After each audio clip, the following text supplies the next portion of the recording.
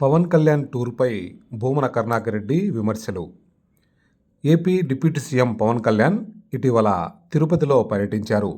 ఈ నేపథ్యంలో ఆయన పర్యటనపై టీటీడీ మాజీ చైర్మన్ భూమన కరుణాకర్ రెడ్డి తనదైన శైలిలో విమర్శలు గుప్పించారు. గౌరవనీయ ఉప ముఖ్యమంత్రి పవన్ కళ్యాణ్ గారి తిరుపతి జిల్లా పర్యటన ఆద్యాంతము హాస్యం ఒట్టుపడే విధంగా అత్యద్భుతంగా కొనసాగింది. ఆయన తన 2 రోజుల పర్యటనలో ఒకరోజు మామండూరు అడవుల్లో మొక్కలు నాటే కార్యక్రమం చేయటం జరిగింది. ఎర్రచందనం దొంగల్ని చూసి వాటిల్ని ఎర్రచందనం మొక్కలు అంటే వెంకటేశ్వర స్వామికి గాయం తగలటం కారణంగా ఆ రక్తంతో పెరిగినటువంటి మొక్కలు అని ఒక కొత్త సుభాషితాన్ని ఆయన చెప్పటం జరిగింది. ఈ అడవిలో మొక్కలు నాటటం ఏందో ఎవరికి అర్థం కాల. ఇప్పుడు పవన్ కళ్యాణ్ గారు అంటే అడవుల్లో, దట్టమైన అడవుల్లో చెట్లు నాటుతారు, బాగా పొంగి పొరలేటువంటి నదుల్లో నీళ్లు పోస్తారు, నల్ల కళ్ళద్దాలు వేసుకొని 2 లక్షల 2వ పుస్తకం చదువుతారు అని జనం అనుకుంటున్నారు. సాయంకాలం వరకు తిరిగినటువంటి ఆయన వెంటనే హైదరాబాదుకు వెళ్ళి మళ్ళీ ఉదయం ప్రత్యేక విమానంలో వచ్చి అక్కడి నుంచి హెలికాప్టర్లో పలమనేరుకు వెళ్ళి అక్కడ కుంకి ఏనుగులతో కాసేపు ఆట్లాడుకొని అక్కడ ఉన్నటువంటి ఎమ్మెల్యేని తీవ్రంగా అవమానపరిచి, తిరుపతి ఎమ్మెల్యేని కనీసం పరామర్శించడానికి వచ్చినటువంటి, స్వాగతించడానికి వచ్చినటువంటి తిరుపతి ఎమ్మెల్యేతో, తన ఎమ్మెల్యేతో కూడా ఒక మాట కూడా మాట్లాడకుండా, ఏ ఒక్క రాజకీయులతోనూ కూడా కనీసమైనటువంటి వాళ్లతో సంభాషించేటువంటి అవకాశం కూడా ఇవ్వకుండా ఆయన పర్యటన ఆద్యాంతము చాలా హాస్యాన్ని స్ఫురణకు తెచ్చే విధంగా కొనసాగింది. ఆ సందర్భంగా ఆయన మాట్లాడినటువంటి మాటలు, ఎర్రచందనం దొంగలు, ఆ దొంగల్ని పట్టుకొని దొంగల గురించి మాట్లాడుతూ, ఆ దొంగల్ని పట్టుకున్నది పూర్తిగా వైఎస్ఆర్ కాంగ్రెస్ పార్టీ హయాంలో. అంటే దాదాపు 2.5 లక్షల టన్నుల ఎర్రచందనం దొంగల్ని ఆయన చూడడం జరిగింది. ఆ చూసినటువంటి ఆ ఎర్రచందనం దొంగలన్నీ కూడా వైఎస్ఆర్ కాంగ్రెస్ పార్టీ పాలనలో జగన్మోహన్ రెడ్డి గారి నేతృత్వంలోనే పట్టుకున్నటువంటివి. మీ హయాంలో ఒక్క దొంగ కూడా మీరు పట్టుకోలా. దాన్ని గురించి మీరు చాలా గొప్పలు చెప్పుకుంటున్నారు. ఎర్రచందనం దొంగల్ని ఎలా కాపాడాలి, దొంగల్ని ఎలా శిక్షించాలన్నటువంటి విషయానికి సంబంధించి ఆయన చాలా పెద్ద విషయాలే మాట్లాడడం జరిగింది. తిరుపతిలో ఆయనకు ఆ వసతులు లేకుండా మరి హైదరాబాదుకు రాత్రికి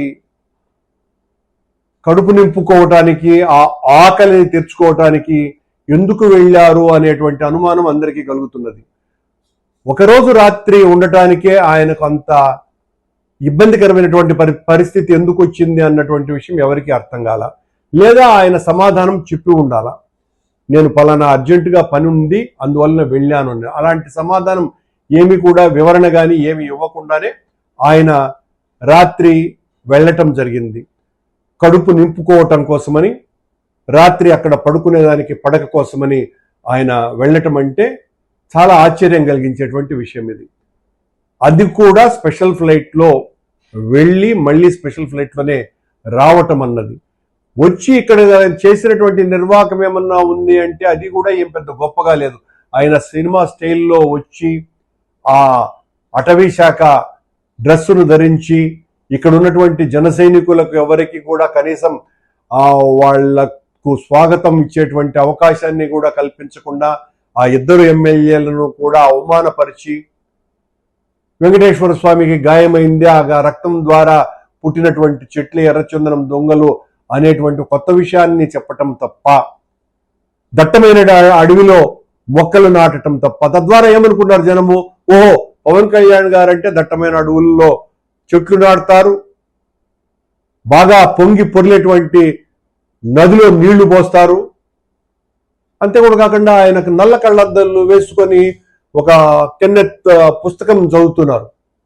మామూలుగా అందరికీ తెలిసిన విషయం ఏంటంటే పవన్ కళ్యాణ్ గారు తెల్లద్దాలు వేసుకొని, అంటే రీడింగ్ గ్లాసులు వేసుకొని చదవటం అన్నది ఈ మధ్యన అందరూ చూశారు. ఆయనకు క్యాటరాక్ట్ ఆపరేషన్ అయినట్టు కూడా ఆయన ఎక్కడ ప్రకటించుకోవాలా, అంత రెస్ట్ కూడా ఆయన ఎక్కడ తీసుకోవాలా. కానీ నిన్న ఆశ్చర్యంగా బాగా చిక్కటి నల్లద్దాలతో ఆయన ఆ పుస్తకాన్ని చదువుతూ ఫోటో పడింది.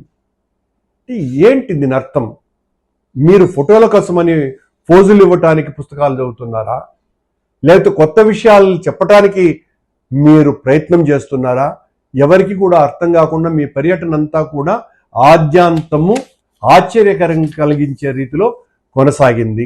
మీ పర్యటన వల్ల తిరుపతి ప్రజలకు ఏ రకమైనటువంటి ప్రయోజనము జరగకపోగా, మీరు దిగిన పక్కనే వరదయ్యపాలెంలో ఒక చెరువు తెగిపోయి వందల పశువులు చనిపోతే, మీరు ఆ గోవులు చనిపోతే, మీరు హిందూ ధర్మ పరిరక్షణ కోసమని నడుం బిగించినటువంటి వ్యక్తిగా ఆ గోమాతలు చనిపోయినటువంటి దానికి పరామర్శకు కూడా ఆ ప్రజల దగ్గరికి మీరు వెళ్ళకపోయారు. కాషాయంబరదారి అంటే కాషాయము ధరించి, అంబరములో అంటే గగనములో తిరిగేటువంటి వ్యక్తిగా మిమ్మల్ని అనుకుంటున్నారు. ఇది చాలా అందరికీ కూడా బాధ కలిగిస్తుంది మీ ఈ ట్రిప్. పవన్ కళ్యాణ్ గారు ఇలా మేమేదైనా మీ మీద ఈ సద్విమర్శ చేస్తే అర్థం చేసుకోవాలా. ఎవరికైనా మంచి చెబితే, అరే ఈడు మంచి చెప్పినాడు, మంచి విషయాల్ని మనం తప్పును సరిదిద్దుకోవాలా అని అనుకోవాలా.